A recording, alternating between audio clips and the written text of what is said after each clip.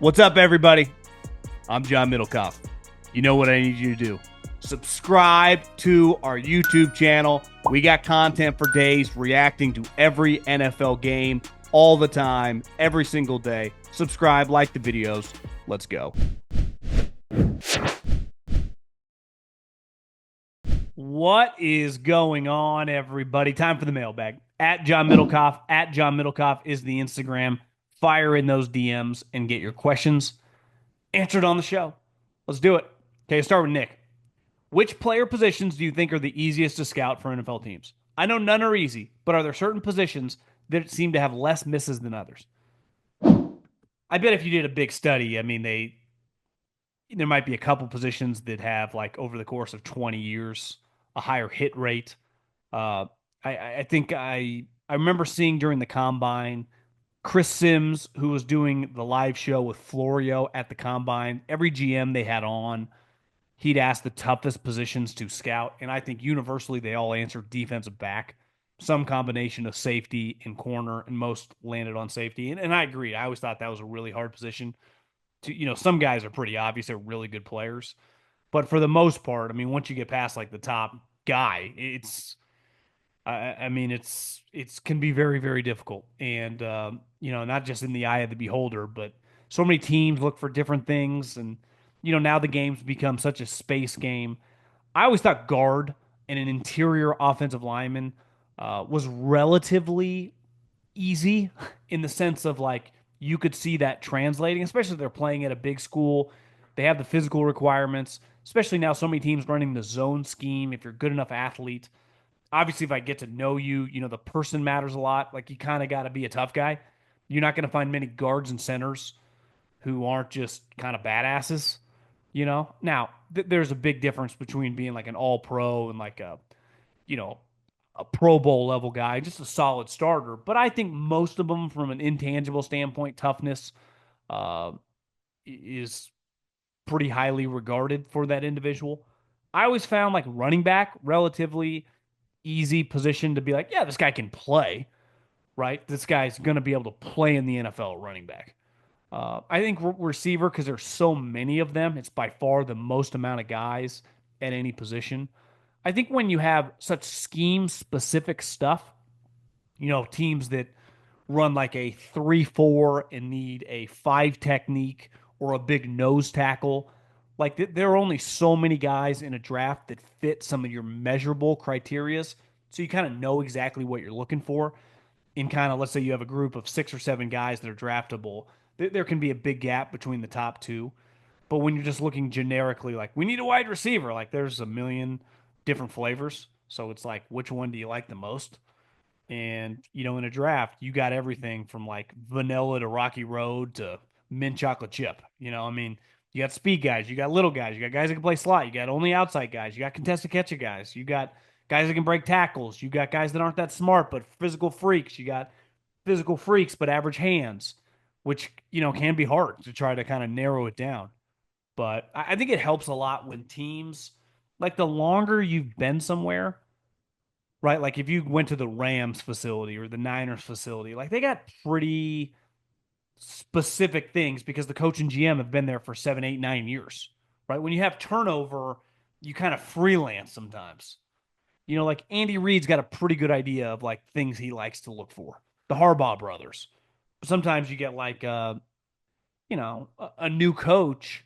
You're kind of basing, like, Ben Johnson, who's the apple of everyone's eye, rightfully so, but he's kind of basing it on his own philosophies that he's probably had for a decade, and then what really got him hired, right? Like, I don't think it's random that they just took the tight end at pick 10. Well, he just had a ton of success with Laporta. If he had been playing somewhere else and it was a different position, maybe he would think differently. So we're all kind of a product of our environment when we get a new opportunity. And I think over the course of a couple of years, he might change some of his, you know, big picture philosophical beliefs. So, like you said, I think it's really getting a good idea about, at wide receiver, there are going to be all sorts of personalities, right? When you meet guards and centers, like most, or defensive tackles, they're all going to be within the same realm of, like, wiring of the good players. The Bills signed Joey Bosa in free agency and dedicated 6 of their 9 draft picks to defense, despite lots of question marks about the underwhelming wide receiver room. Do you think the Bills are trying to replicate the 23 and 24 Chiefs? Well, they did draft Keon Coleman last year really high. Uh, they've invested 2 years ago into a tight. So their last 2 first-round picks, I guess, was Coleman technically a second-round pick? I forget because I remember them trading back with the Chiefs and then they trade back again. Maybe Coleman was the second to last pick in the first round. No, I'm kind of confused. But they definitely drafted Kincaid 2 years ago in the first round. So they've invested high picks. They still have James Cook. They have the highest paid quarterback in the NFL. I mean, they've invested a lot into their offense. And defensively, like, let's face it, I know they beat the Ravens, but watching that game, it was like, I don't know how they're going to pull this off. And the only reason they did is because Mark Andrews dropped some passes. Like that defense felt a little overwhelmed. It felt small. I understand Derrick Henry's enormous, but he made them feel like little people. So I think investing in that side of the ball, I got no issue with. I never have a problem with investing in defensive pieces. Part of also paying for a quarterback is like, Josh, like Mahomes and like Brady forever is like elevate. And he can't. It took me a while to articulate my point, but I ran across a random YouTube video and the dude hit on a good point. I think we have reached a point where we have our overvalued head coaches that call plays. The hotshot coordinators always pop up every year. And look at them now. It's all failing. Mike McDaniel, Canales, and I'm willing to bet Ben Johnson and Liam Cohen fail as we saw Adam Gase. It just seems like we forget how this usually goes. The only ones who are good are McVay and Shanahan, and I think we are sleeping on the CEO headboard archetype. Some of the biggest winners, Belichick, who had Josh handling the offense. Harbaugh has been balling in Washington, and Tomlin has never had a losing season. And my beloved Bird, Sirianni, set the culture, and we won the Super Bowl. I know you love the mob shows, so Silvio Dante said in The Sopranos once, some people are better at being the number 2. Look at Kingsbury and Fangio. Once hotshot coordinators got the head coaching jobs and it failed, and they got to the one side of the ball that they both ended up representing the NFC in the title game. Listen, part of to get noticed typically as a head coach, right? To get the opportunity, for most part, if we just go around the league, it's to be really good as a coordinator. Doesn't always mean that.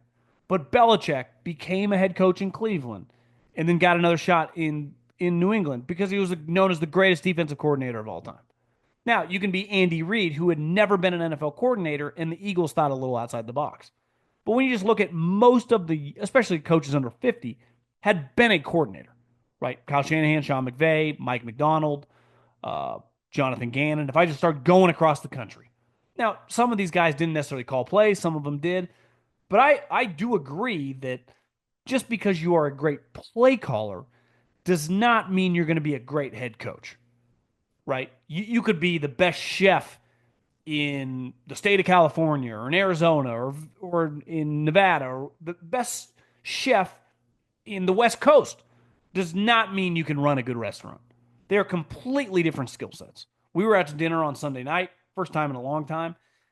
And it was clear like they had a bunch of, right, just waiters and people clearing tables. And then a dude like wearing slacks and like a button up. It's like, that guy's probably the owner. And he's trying to help. Can that guy, it was like this kind of nicer Mexican restaurant. Can that guy make an enchilada? I don't know. But his restaurant was pretty impressive. Pretty good food, right? Maybe he hired the right chef. The ambiance in the place was pretty good. Good cocktails. Like it was like, he's got a lot going for him. Now, is it gonna work or fail? I don't know. Small percentage of restaurants last. The last restaurant that was in that spot clearly went out of business, right? Because they got a new one in there. And I've only lived here in this area for a couple years, not even. And it's already churned out a spot. So Godspeed to him. But his skill set as the guy that owns the restaurant, I'm assuming, but let's just, in this example, has to be a lot different than the guy cooking all the food. Now, does it help if you can run the restaurant and cook the food if you have to? 100%. One of Belichick's greatest strengths was he'd coach any position. He'd coach the kickers. He'd coach the DBs. He'd coach the offensive linemen. He just knew everything. But you don't have to know that, right? Like could Andy Reid coach every position? At this point in time, he could probably give a pretty good effort to most positions on defense. But is he a much better coach coaching the offense? Of course, that's his baby. Same thing with Kyle Shanahan and Sean McVay. Right now, those guys are much younger. But like, could Sean McVay, if he had to for a month, coach the defensive lineman? He could, right? I'm sure he could. Would he be the best defensive line coach in the league? Probably not. Could he be a top 10 coach in the league? Maybe if he just started doing that full time. But he can be a great head coach if I told you he doesn't know anything about defensive line play. So I think it's very difficult to project anybody. You see this all the time. Like I saw a headline recently about a CEO that just got fired because it was Kohl's. The Kohl's CEO had been in the job for like less than 6 months and was caught basically doing some business, I think with like his lover or something. And it was clearly like some shady shit going on. And it's like you never know. I give you power. I was reading an article today by Albert Breer that Joe Shane was given the private jet by ownership to go see quarterbacks during the fall, right? Because as a GM, it's harder to get on the road, especially home games. You're not out. He wanted to see all the top quarterbacks, so he saw them all, from Shador to even guys that came back, Carson Beck, Drew Aller, Jackson Dart, Quinn Ewers, Will Howard. Saw them all, flew around, and said he felt very uncomfortable, going to Ole Miss because his daughter went there. And he didn't want the organization to think like, I'm just going down to Ole Miss for like 3 days to hang out with my daughter. I'm going there to work. He's like, looking back, we ended up taking Jackson Dart. I could have gone there multiple times and they would have never said anything. So, but that's something you have to think about. Some people don't think about that at all. Some people get in position of power and just are either overwhelmed or start, how many coaches like the Belichick guys start being just completely different humans than they were as position coaches and coordinators. So no one has any clue. Ben Johnson could be the next Bill Walsh, or he could be the next Joe Judge. If you said, John, you got to put $5,000, will Ben Johnson be a star or will he fail? I would put on fail like I would with Ben Johnson, no different than Liam Cohen, no different than any first time head coach, because the history and the statistics would tell us that even if you're a CEO guy, most of them are going to fail. Robert Saleh was CEO head coach, failed. So I don't know. I don't think we know about any of these guys. And use the Mike McDaniel example. Mike McDaniel didn't call plays. Kyle did. Brian Callahan, who everyone likes. Brian Callahan didn't call plays. Zach Taylor did. Fascinating topic. The NBA 82 game grind is done. And now the real fun begins. The NBA playoffs are here, and it's time for the high stakes drama, clutch moments, and jaw dropping plays. Can't wait. If you're looking to make the playoffs even more exciting, DraftKings Sportsbook has you covered as an official sports betting partner of the NBA. From the play-in games all the way through the finals. Now, the time to back your favorite players and teams as they chase glory. All season long, DraftKings has been your go-to spot for NBA player props. And that doesn't stop now. Want to make your playoff experience even more intense? Try placing a bet on your favorite player's performance. Will Curry drop 30? Will LeBron drop 40 or more? It's your call. Ready to place your first bet? Download the DraftKings Sportsbook app now, lock in your bets, and let's make the playoff run unforgettable. Here's something special for first-timers.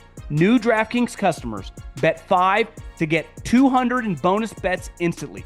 Make it a playoff run to remember with DraftKings. Download the DraftKings Sportsbook app and use the code JOHN. That's code JOHN for new customers to get $200 in bonus bets when you bet just $5.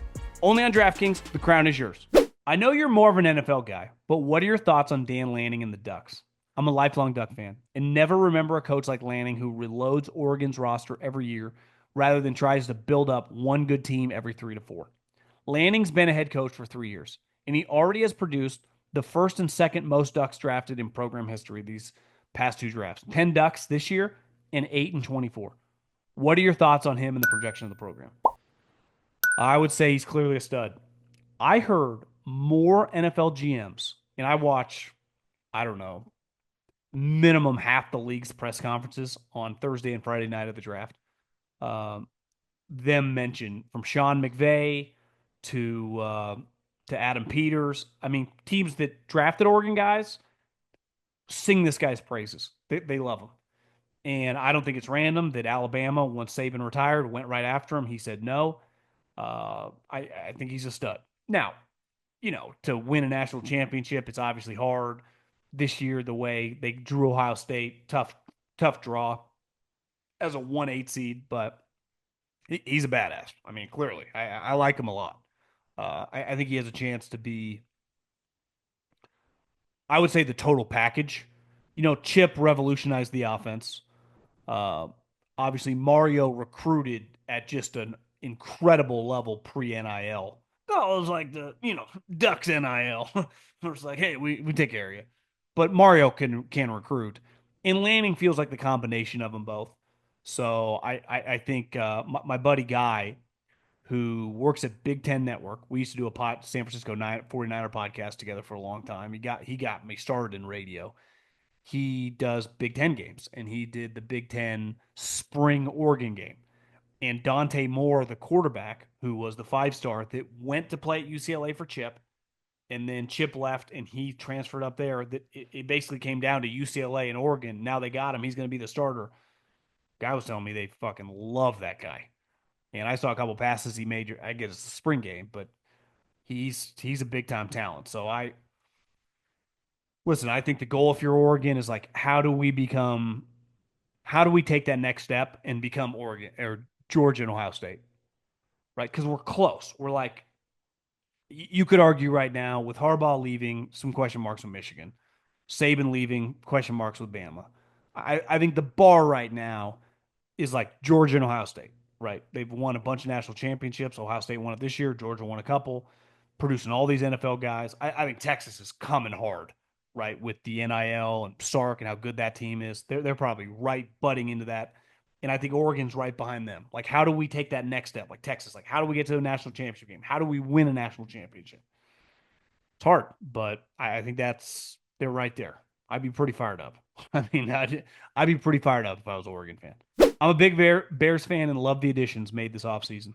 I'm a huge believer in Caleb, but my question is, how soon into the season do you think we could see the improvement? Right away? Middle?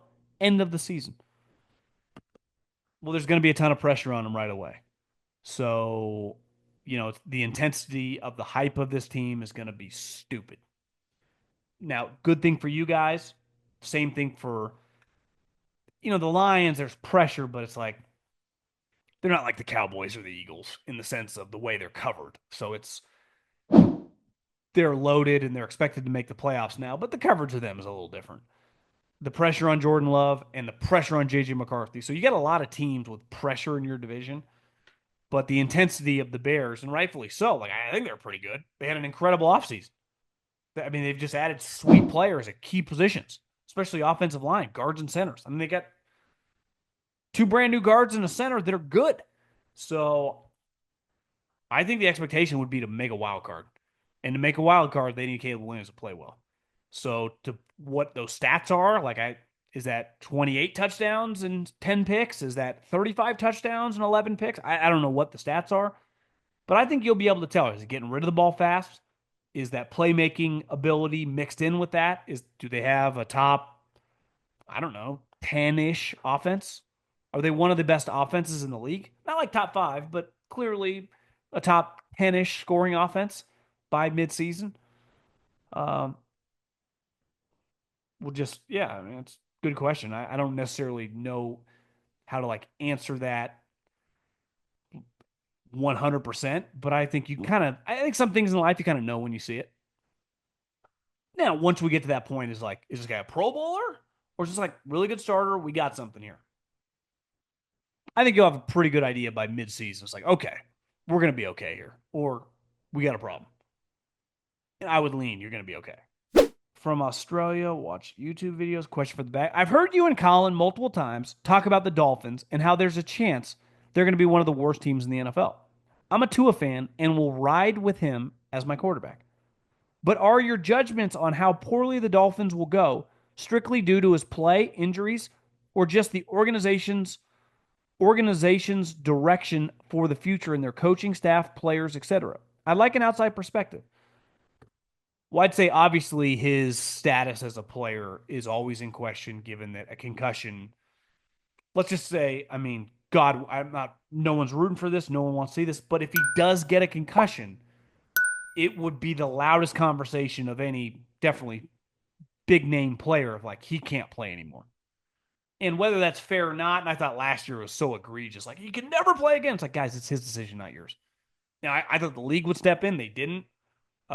Maybe concussions. It's weird. Like obviously they're doing the right things, but like I honestly thought they would step in and be like, "You're not playing the rest of the season." And they didn't. Maybe there's legalities there. They didn't want to, step in. But uh, if he goes down, we saw the drop off, and you signed Zach Wilson this year, which I don't know, man. I can't get behind that. I would say too. I mean, the Tyree situation feels like a ticking time bomb. Jalen Ramsey surely to be traded. They've just lost a lot of players over the last couple of years because of free agency. I just think their talent on their team, especially relative to their division, the Bills own them. The Patriots are surely going to be better, and the Jets just feel like a little more stable now that the Rodgers, Saleh, Joe Douglas kind of era has passed. So I just think this is going to be a weird year. And then if they start slow, I guess we'll find out the schedules for all these teams, see who they play early. But like that's got one of those like, God, the Dolphins are 2-5. Is there allowed like is Mike McDaniel going to be fired? Which, in fairness, I don't think Bill Walsh would lead this team to 11 or 12 wins. But it's already kind of weird. The way the season ended last year, people showing up late and him admitting that. It's just kind of a lot of weird shit going on there. Question about the recent discussion about quarterbacks with big arms. Is it something you can quantify, or do you just know it when you see it? Also, can a quarterback with an average arm hit the gym and get bigger arm, or is it uh, an unchangeable characteristic? I do think that the combine had. I don't think. I know they have a metric in that can quantify how many miles an hour you're throwing. And I think, Josh Allen, there's some quarterbacks over the last 15 years that have some of the stronger arms. But less and less of these quarterbacks are now throwing. So that data is going to be weird because none of these guys throw in the offseason. I'd have to text a buddy in the league to ask if there is data from the college teams or that the league has based on their arm strength in games. I would imagine at this point there is, but don't quote me on that.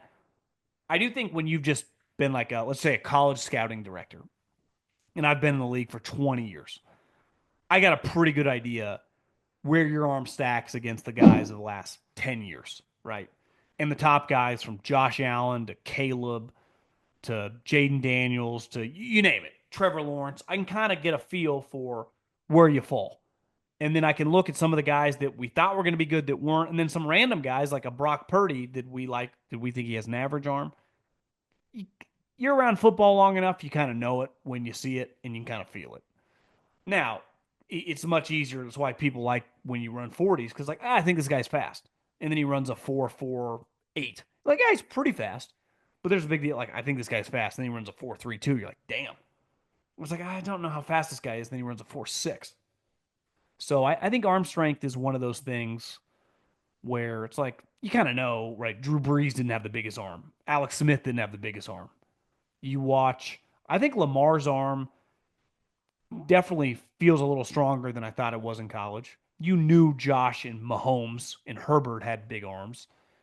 I think there is a kind of like a baseline of what you have to have. Guys like Purdy that just can't do things that the top guys.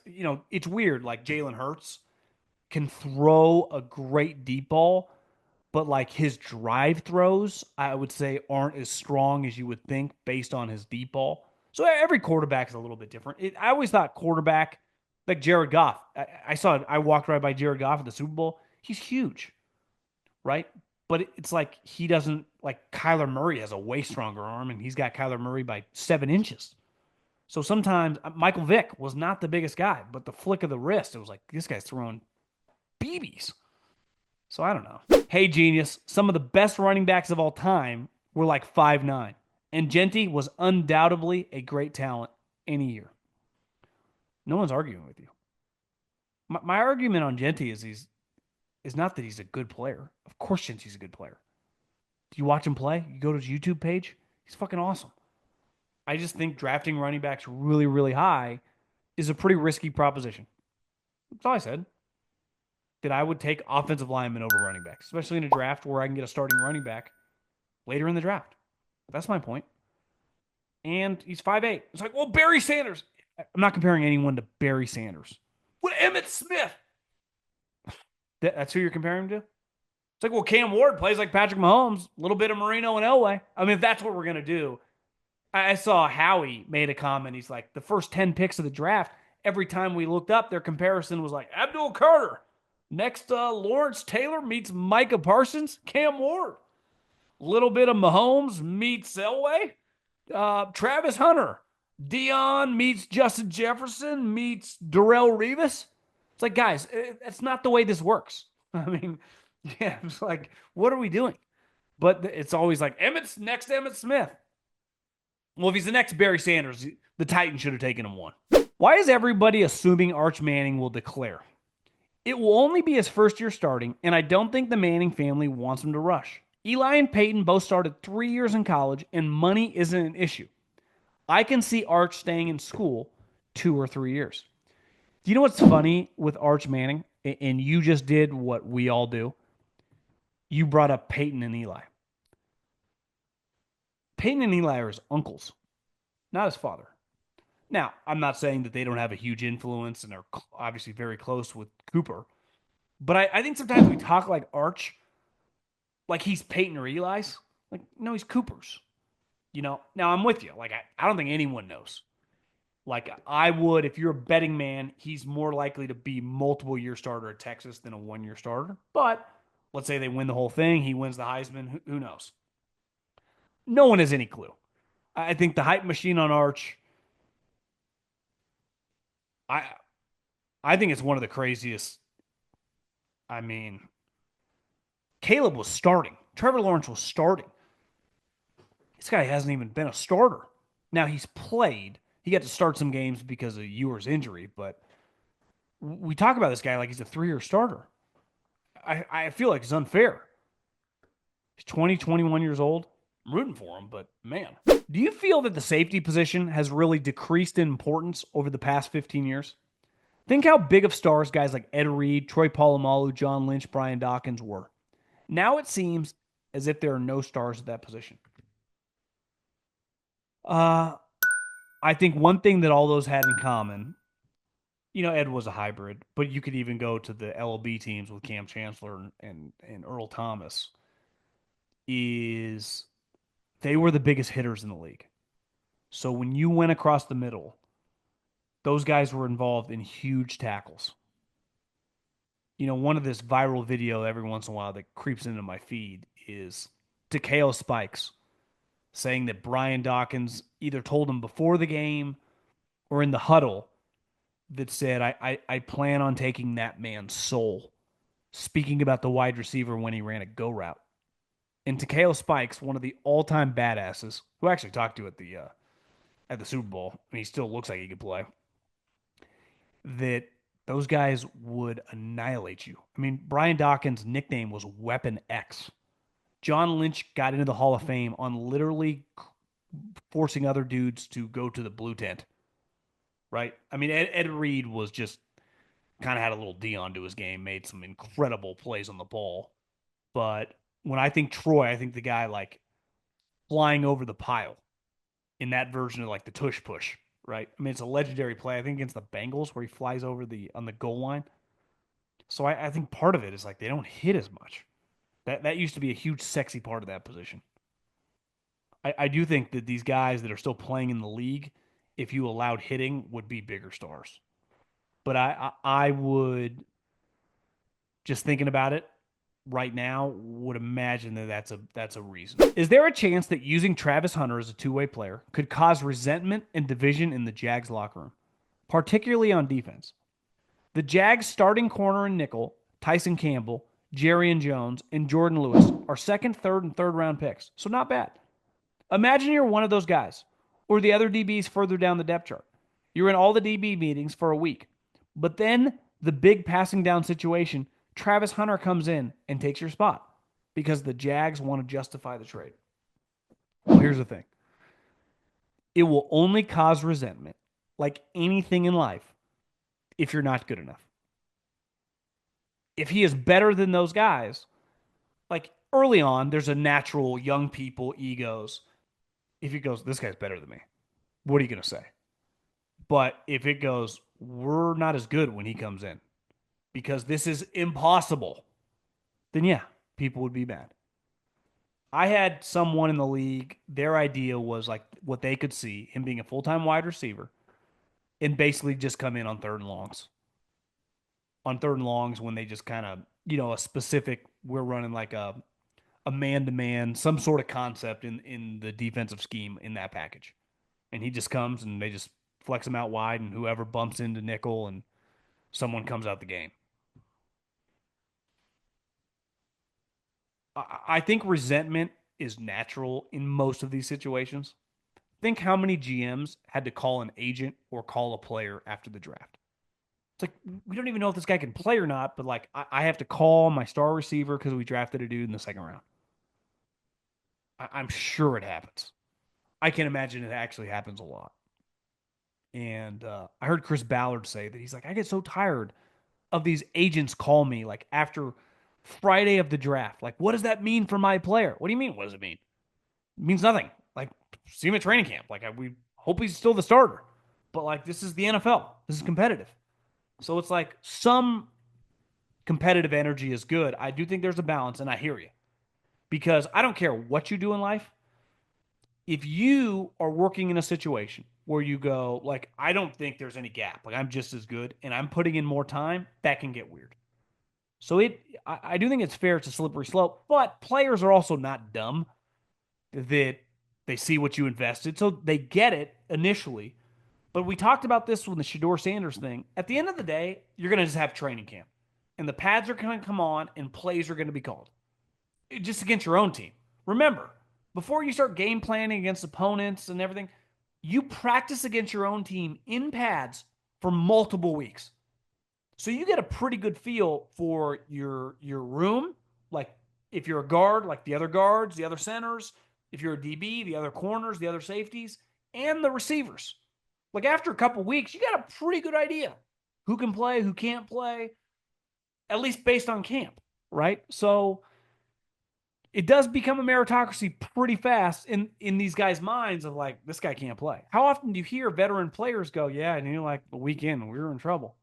Now, I'm not saying that's going to happen with Travis Hunter, but it is going to be unlike anything else, right? When the Panthers drafted the Arizona wide receiver McMillan, he's just going to play wide receiver. He just goes to the wide receiver room. So even if he's struggling, it's like, oh, he's going to keep working with him. But it's like, well, what if you like the offense? You're going, it's just a lot. It's going to be very, very interesting. If I am a betting man, I have no clue how it's going to play out. None. You could give me 5 scenarios and I believe you.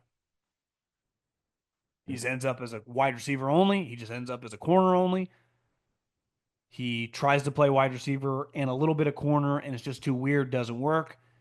He tries to play wide receiver and corner only. Turns out he's actually making more plays on defense. So there are a million different avenues. Maybe not a million, but there's like 10 different routes this thing could take.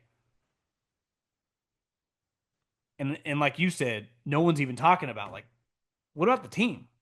Like, they actually have some good players on the squad. And like you said, some guys that were drafted relatively high. I like the good DB depth chart for the Jags. That's why I lean on you guys. My question is this: big Seahawks fan is regarding Jalen Milroe. I'd like to compare his college stats from his last year to Lamar Jackson and his last year at Louisville. Another player most NFL executives said might not make it at the next level. Milroe last season was 64%, 16 pass touchdowns, 11 interceptions, and 20 rushing touchdowns. Lamar last season was 60%, 27 passing touchdowns, 10 interceptions, and 18 rushing touchdowns. These numbers seem very comparable to me, And all of Milroe's teammates and coaches swear by his work ethic. One in the last, and his desire to get better. He is about to sit behind another guy who clearly knows how to get better year to year. Do you think the Hawks might get the steal of the draft?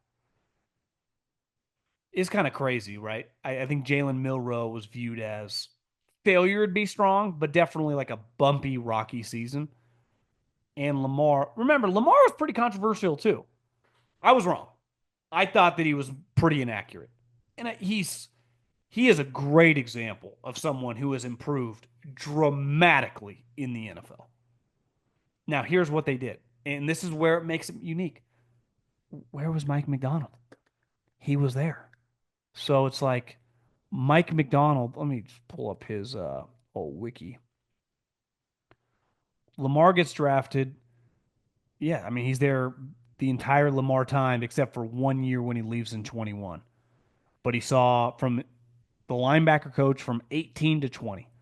So we saw not only them draft him, but them insert him as the quarterback and change the offense overnight from Flacco to him. He saw him in practice as the scout team quarterback early on, and then he went against them for years when the ones played the ones.